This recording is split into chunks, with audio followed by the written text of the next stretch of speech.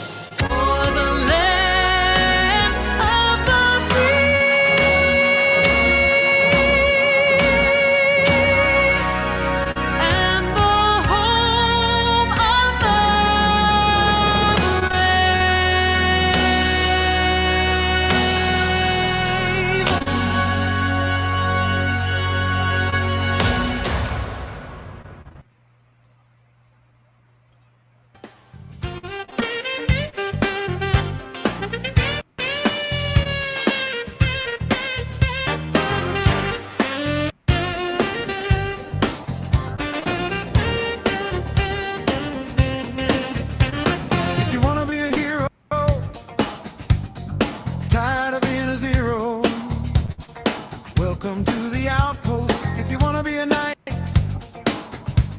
and fight the good fight, welcome to the outpost.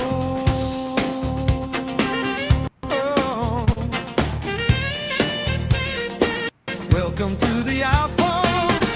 Welcome to the outpost, where the chains are gone. Here at the outpost, you found a home, a place of passion, a place you call your own. The outpost nerd, where the lines are done.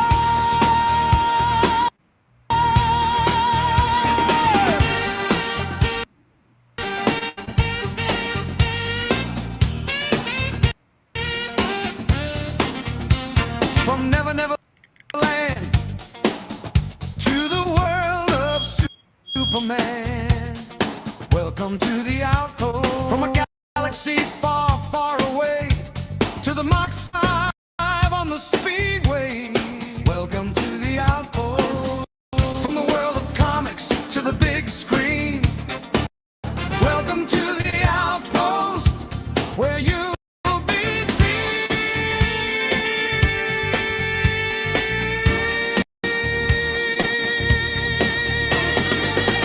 Welcome to the outpost, where the chains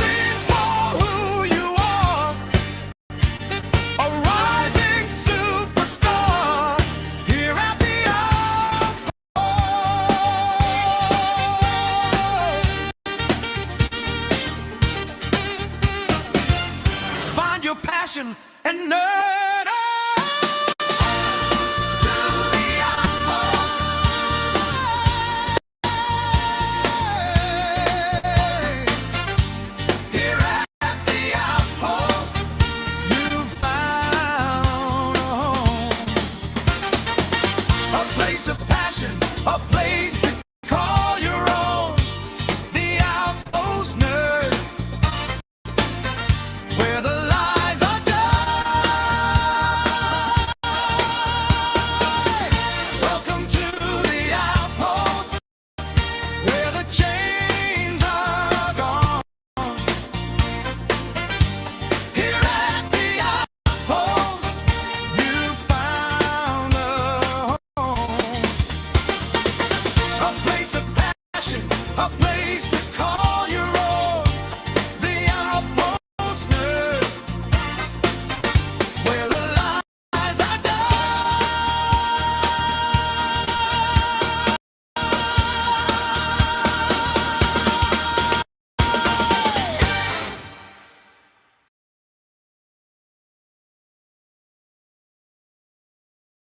Whoa.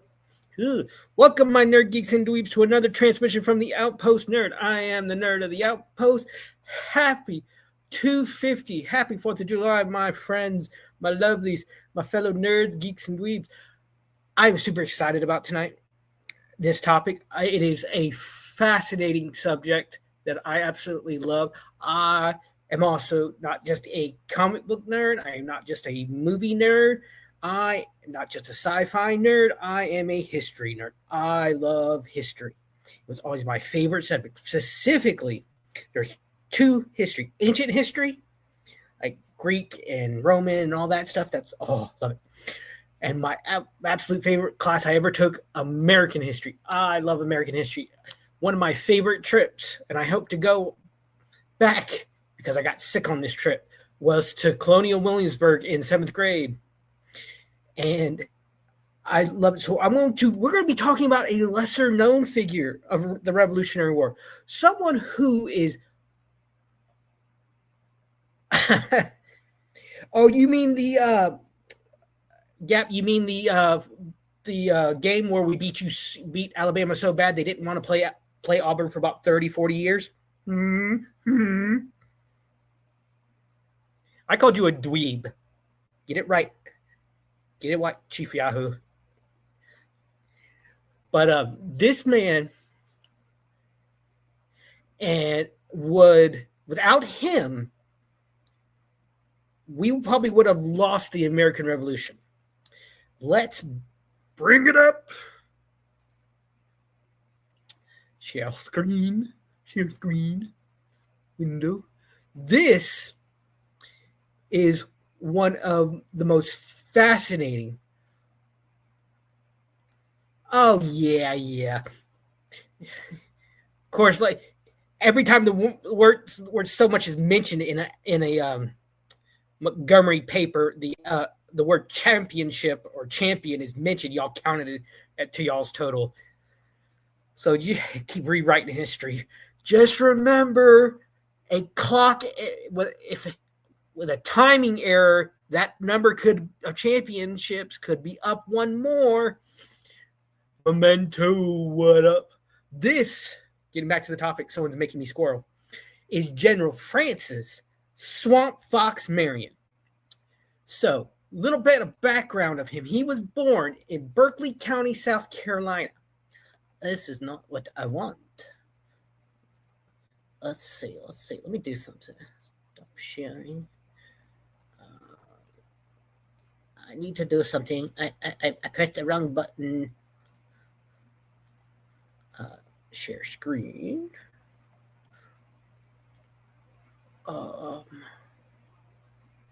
This is what I wanted. No. Share. Okay, that's Francis Marion. What I wanted to do. Okay, whatever. He was born in Berkeley County, South Carolina in 1732. And he fought the British in South Carolina during the World. Yeah, we had Charles Barkley and Bo Jackson, so suck it, yeah. Suck it. I'm kidding. Let me do something. Why is this? It's not doing what I want. Hold on a sec. Okay, I see what it's doing. Share screen. Braved. Okay, here it is. Now it's doing what I did. I didn't want it to change it. So what he did is he was he joined the Continental Army against the British and fought basically. He fought in South Carolina. Let me bring up my notes.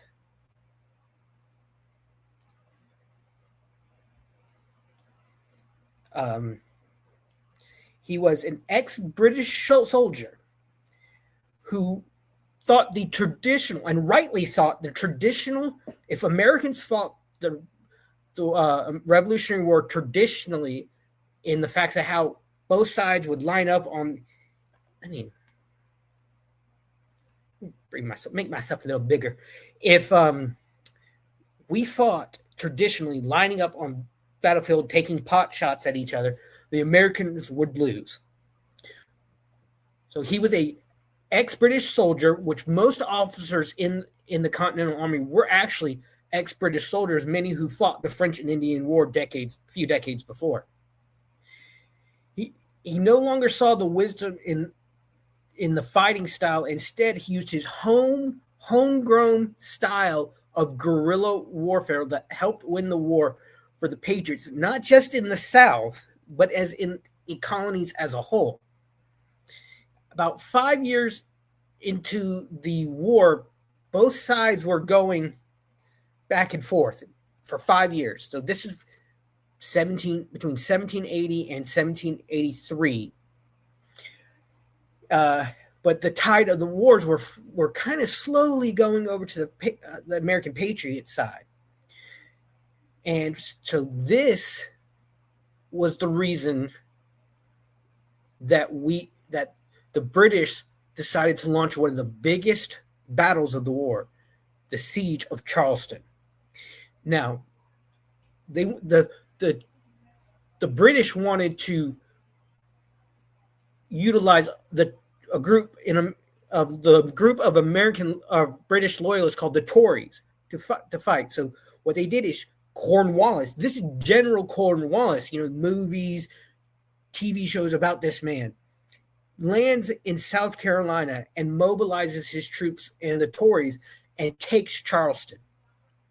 Francis Marion was stationed in Charleston. This was in 1780. But many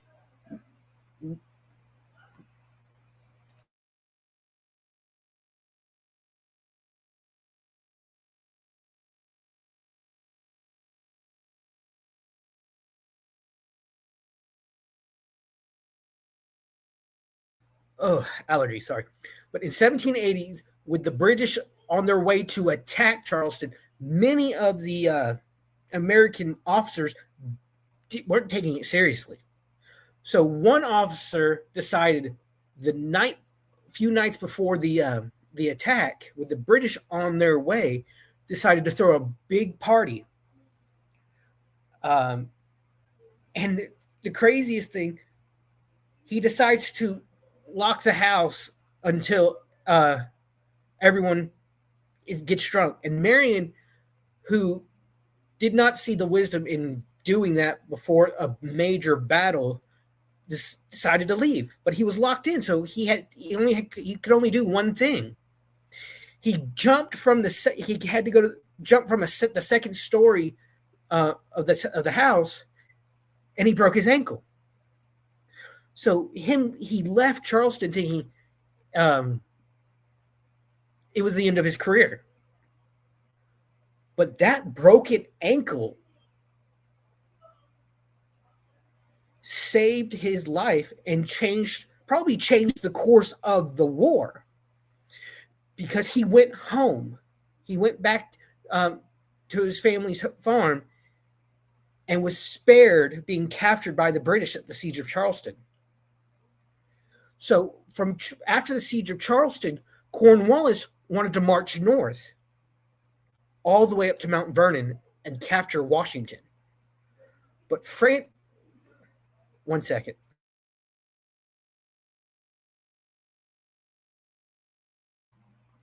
But Marion decided to form the militia. Now, the militia was just regular people. They were not career soldiers. They were just the citizen soldiers.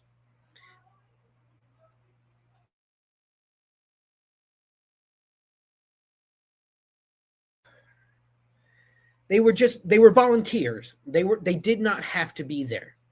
So a lot of these career officers, they looked down on many in the militia. And it was thought that the militia was weak because they weren't trained. They weren't professionals.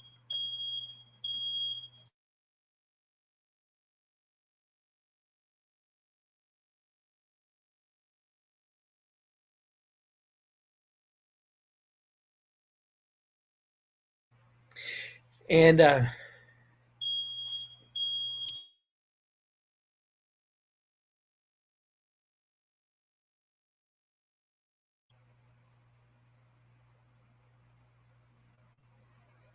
someone's doing some baking, and it's setting off the the smoke alarms.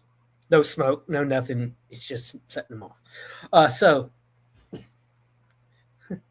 no, our house is an open floor plan, so there has to be 6. It's it's the smoke alarms for the victory bonfires we have when we beat Alabama. So we've had a lot of them. Okay.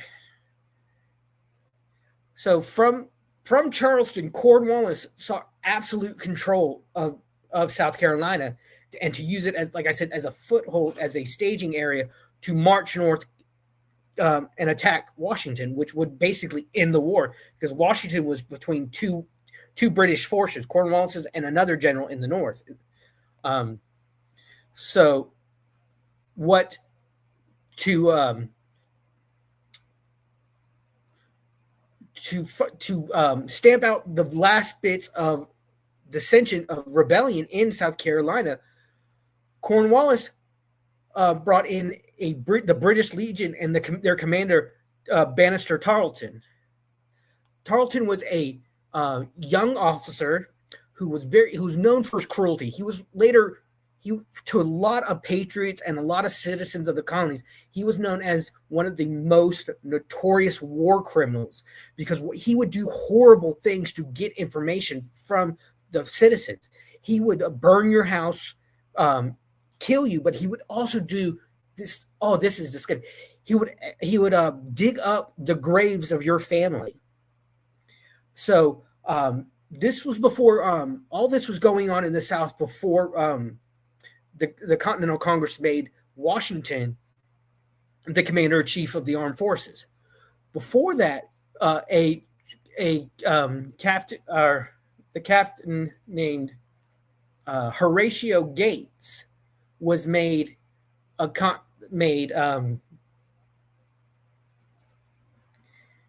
What do you mean never heard of batteries? That means they're working. You're hearing them, so it means they're working. They don't need new batteries because they're working. But you're making me squirrel. Where was it? I have so many tabs.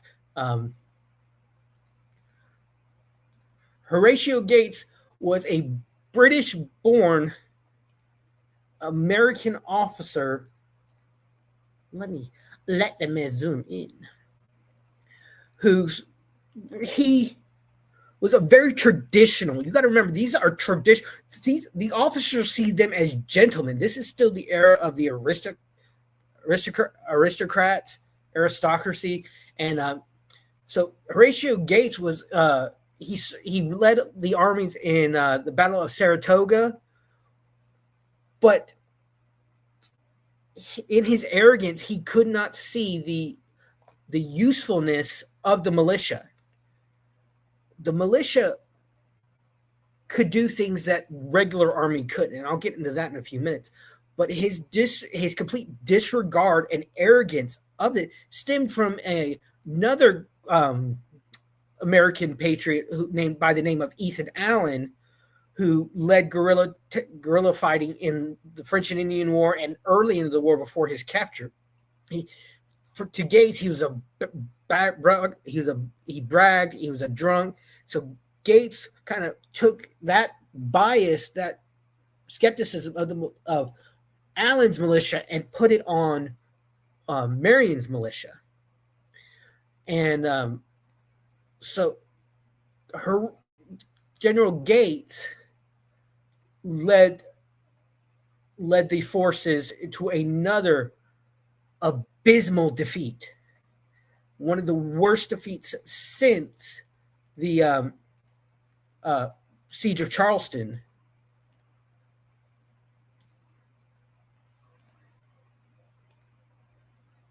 Okay, the Battle of Camden. It was one of several devastating defeats suffered by the Americans in the early stages of the British military in the South. General Cornwallis, after the Siege of Charleston, wanted to create supply lines so he could march north, because that was his ultimate goal. Was to march north, as I've said. But in July of 1780, Gates marched his army into South Carolina, British-occupied South Carolina, intent on liberating the state. But as he neared Camden, word got out that this huge army was moving, army of patriots was moving into the South.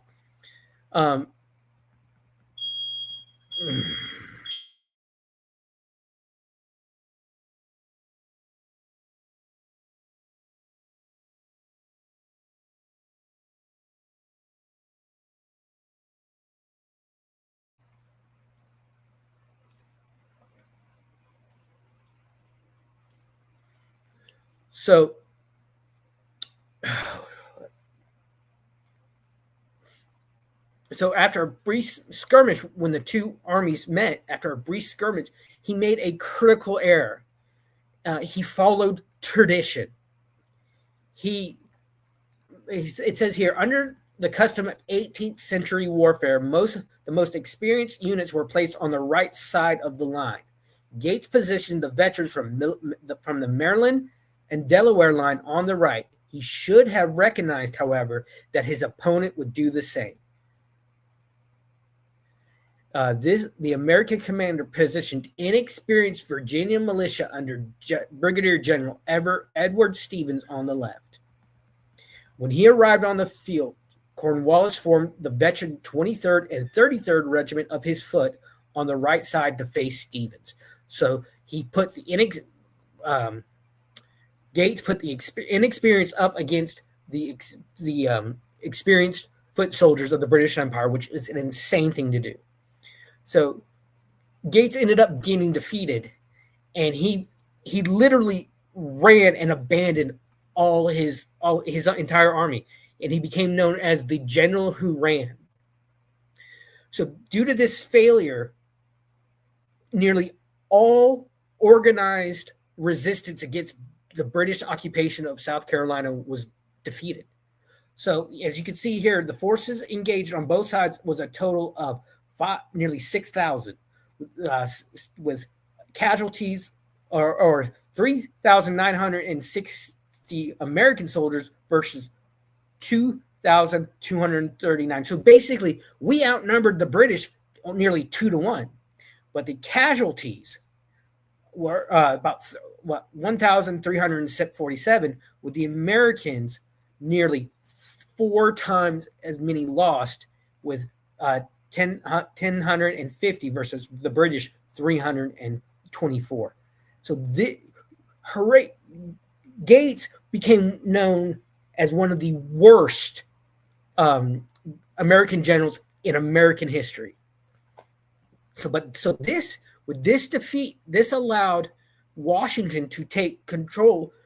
It allowed the Continental Congress to realize their mistake in giving the control of the army to Gates, and gave them to Washington. So let's see. So Um, so, Marion, he saw that you had to think outside the box to win this war. So what he did is he realized that an army moves on the supply lines. To move an army, you have to have good supply lines that are strong and well defended. So what he did, Francis Marion took his militia and started hitting the supply lines of the British, which basically kept Cornwallis pinned in the south. He could not march forward onto Mount Vernon like he wanted. So he ordered Tarleton to really ramp up the search for Francis Marion and his men. Francis Marion, and one of his men was Gabriel Marion, his nephew, which he loved dearly, and who sadly was killed during a raid by Tarleton's men, by the British Legion, and it almost killed Marion. He really amped up his war, but he had no problem with the unorthodox warfare. He was smart. There's one raid that he did was at night, which is extremely dangerous in the warfare at this time to attack at night. You didn't attack before sunrise and after dusk, after sundown. You couldn't see. So what he did is he had his men surround this British supply supply camp, and he made it sound like there was 3 times as many men, and scared the British soldiers, and was able to steal the supplies. He was a brilliant tactician, and without men like him, and unjustly, a lot of people say he's overlooked. Not many people. I never learned about Francis Marion in school. I learned about him from movies and TV shows, which I will get in a minute, because we've all seen, or if most of us have seen, a movie that was loosely based off of this man. One of my favorite movies of all time. I watch this every year. I'm going to watch it after the show tonight.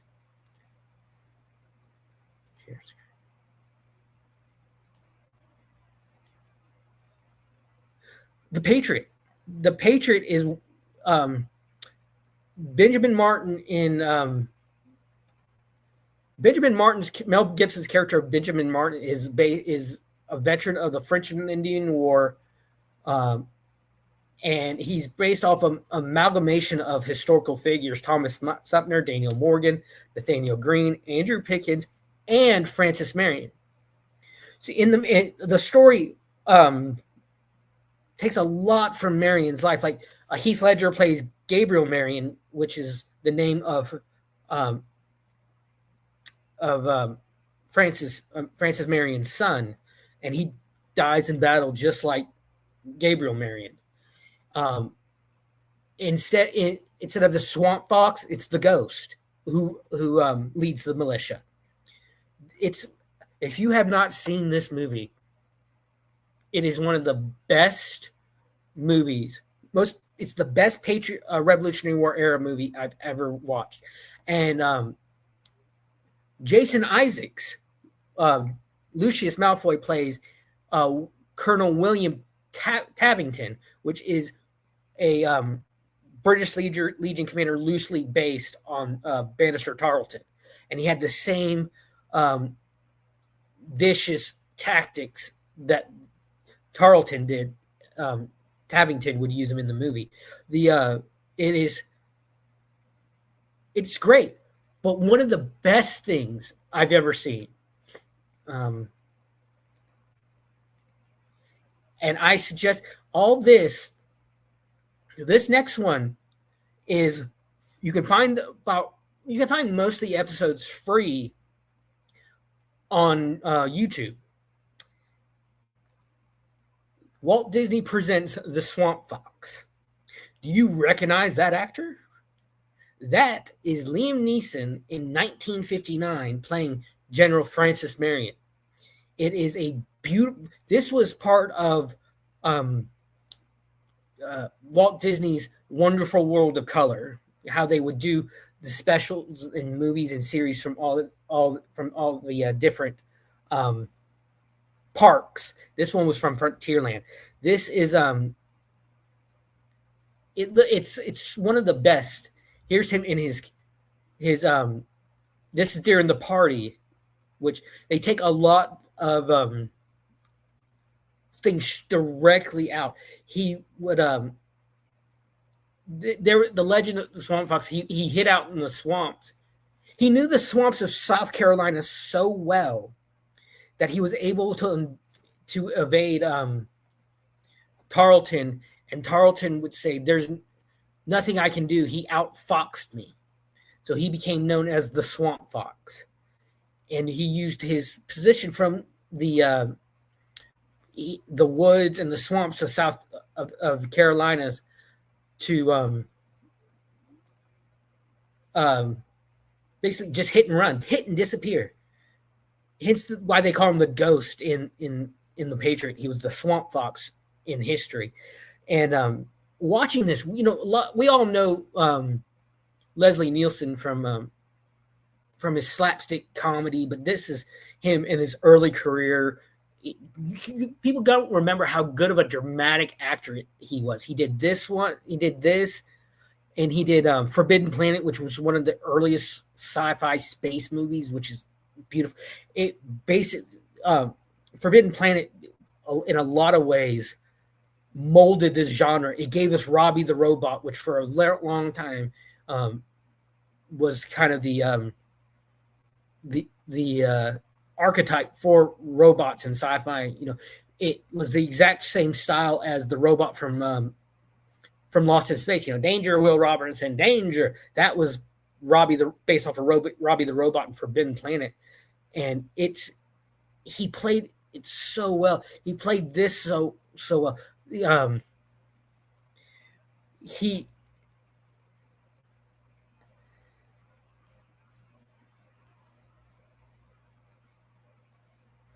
went on to win so many great battles. Marion, with the militia, captured Fort Watson on the Santee River in April 1781, and then Fort Monty in May the same year, forcing the British to evacuate Camden.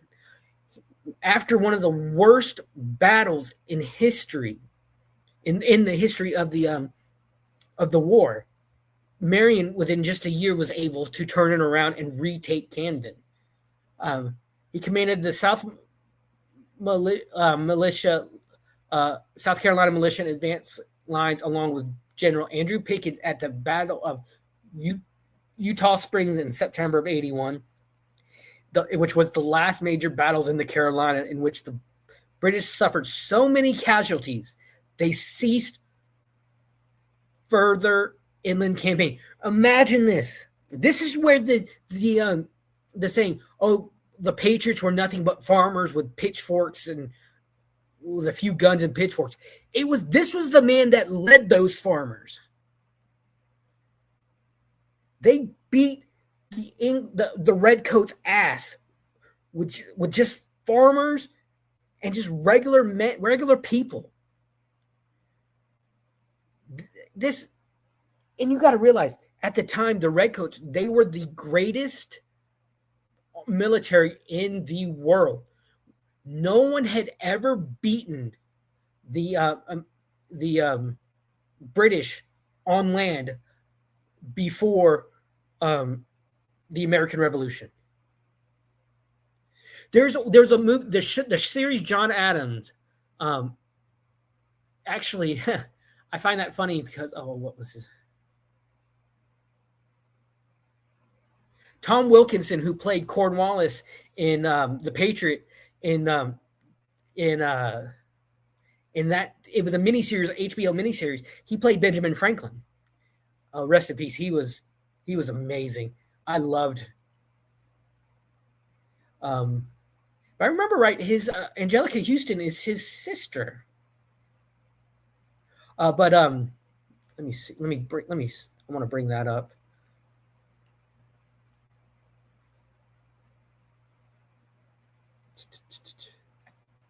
Okay, let me bring that up.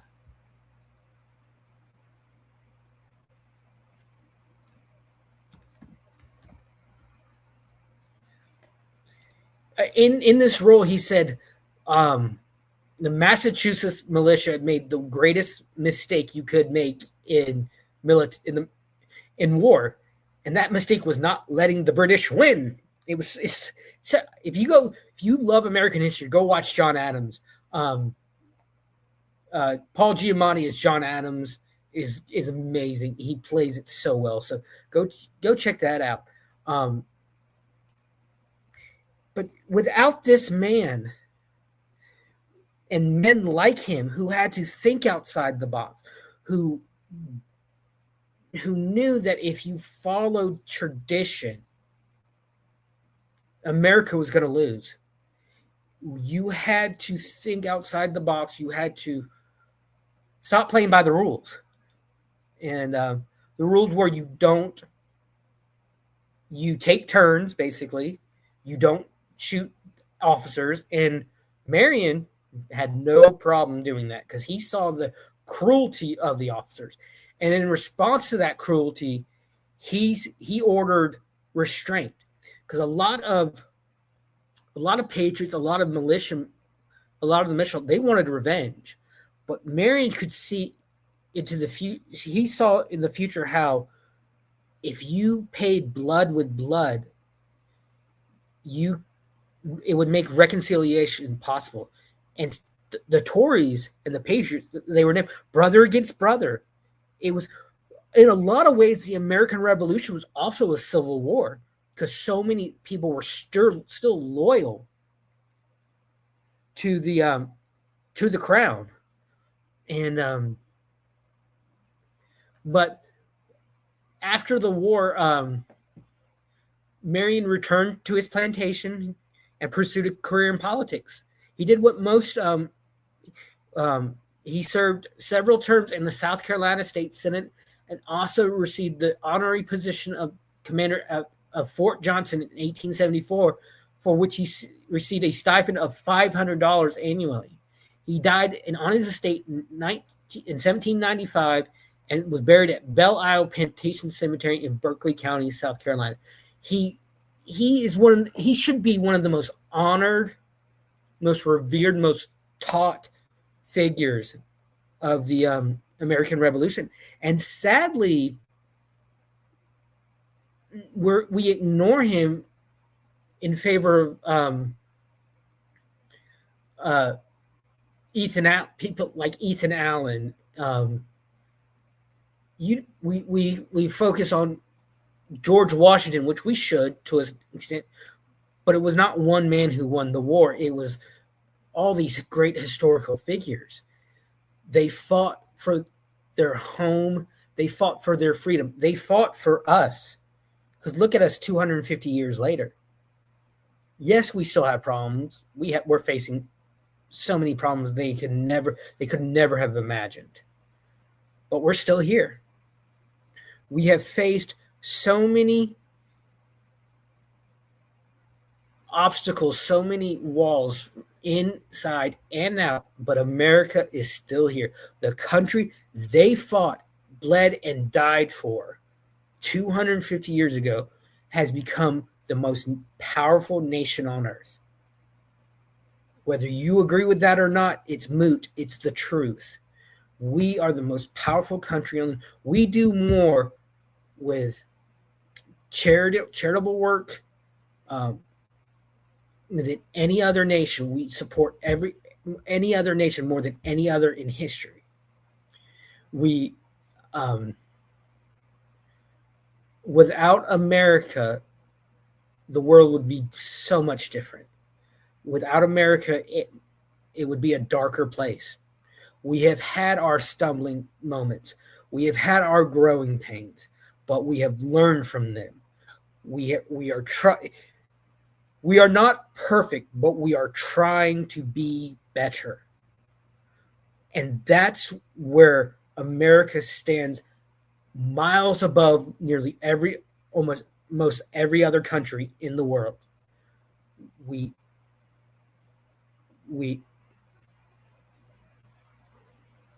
see our wrongs. We try to fix them. Are we there yet? Are we done yet? No. But after 250 years, we're doing pretty damn good. So go watch something patriotic tonight. Get yourself in the mood for the 4th of July. I believe the Patriot, let me see.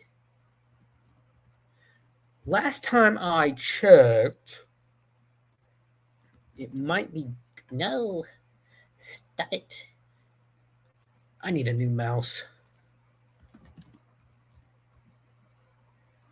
Yes, so the Patriot is free on Tubi. That's y'all's homework. Go watch it. It is my favorite movie. I'm actually going to keep it. I'm going to keep this window open so I can watch it later with my supper. Go enjoy your hot dogs, your hamburgers, your fireworks. But remember where America came from. What is the 4th of July actually about? It's about when a group of men decided to declare their freedom.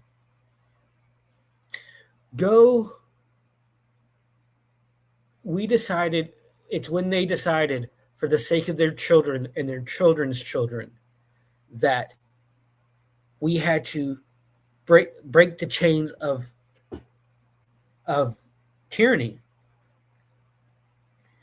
And in doing so, they created one of the greatest forms of government ever imagined by man in the history of the world. A country for the people and by the people and of the people. A country where, in theory, everyone is supposed to have a voice. And it has become it's the greatest place to live. America is the greatest place to live. So just remember, it was a group effort. I know that's cheesy to say, but the Revolutionary War is a group effort by great men. And some men we've kind of been lost to time. But I just can't get over the fact a broken ankle, which could have been the end of a man's career, became one of the founding moments in American history. It saved him. And it just proves in a moment, an event can be just dark, and you could think it's the end of your world, but it's a blessing in disguise, because it's a broken ankle forced Francis Marion to leave Charleston and was saved from capture, because most of the officers and soldiers in Charleston were captured by the British. So it's just a fascinating story I had to share. I love American history, and I just love all the characters of it. So I love studying it. It just fascinates me, the whole situation. What started so bad, but things just started coalescing after a few years, and it merged together to the first defeat against the world superpower in ever. England was the superpower, and how that one war changed the course of world history. So with that thank y'all for being here. I really appreciate it. Before I leave, I want to thank everyone for being here, but I also want to thank those who financially supported the Outpost. I want to thank Squab Bob, Divinity Said, Caker Death, and Bertrand 850. Love you guys. Thank you for supporting financially. If you want to support financially, if you want to help me grow the channel, I would love to get to a point where I can actually pay for StreamYard, so I can actually use. I have a lot of assets that are stuck now since like last year, or the year before they changed everything on StreamYard.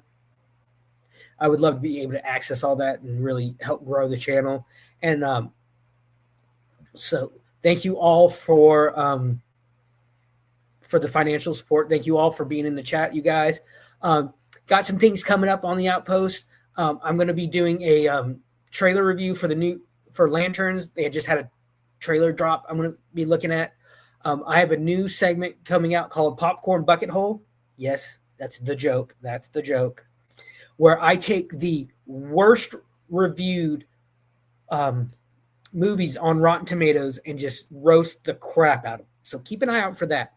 And there's some movies that on Rotten Tomatoes that are so bad they're hard to find. So I'm looking at them. But that's what I got coming up. Again, happy 4th of July. Thank you all for being here. And, like I always say, find your passion and nerd out about it. I'm the nerd of the Outpost. Love you guys. I'm gone. What? Lost in space, I found my beliefs. Missed out most of silent to my way. Binary code run through my veins. With every beat and beat, I feel no pain. Signing off, it's time to go. Goodbye, my nerdy friends, see you later, I know. Through the stars, we've shared this ride. But now it's time to say goodbye, farewell.